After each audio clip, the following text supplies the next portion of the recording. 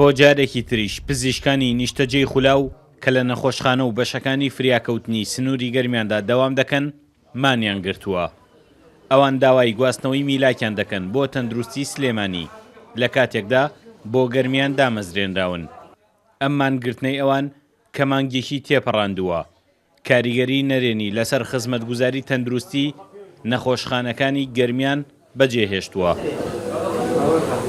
هەموو قورسایەکە لەسەر شانی کارمەندەکانەوە یاخود هەندێک جار هەندێک پزیشکی تەدەڕوج کە لە لامان ئەوانە ئەوش بە هاوکاری هەندێک جار دێن لەگەڵ بەڕێز بەڕێوەبەری گشتی قسەم کرد لەسەر ئەو بابەتە و جەنابیشی پێی وابوو کە لە کاتێکی نزیکدا حەلەکری ئەو شتە ئینشاءڵڵا. لە نەخۆشخانەی گشتی شەید خالید گەرمیانی لە کفری جگە لە مانگرتنی پزیشکانی بەشی فریاکەوتن کێشەی کەمی پزیشکی پسپۆڕی بەشی ڕاوێژکاریش هەیە. ڕۆژانە ژمارەیەکی زۆری نەخۆش دێنە نەخۆشخانەکە و بەڵام پزیشک کەمە. ئەم کێشەیە ساڵانێکە بەردەوامە و چارەسەریشی بۆ نەدۆزراوەتەوە.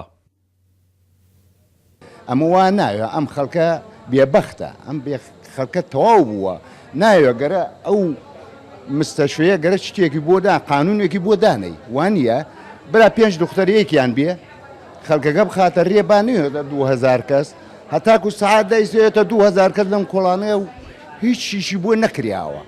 خۆیمە ومانەگەرێک نییە بڵێن وڵات دختەرەکەی سەر نەخۆشەکە خازاکاوەها بە دەوامەکەی خۆی بواتە سەر و خەڵکەکە بەڕێ بخە بە جوانی و با خەڵکەکە لێ ڕازی بێ و تەواو.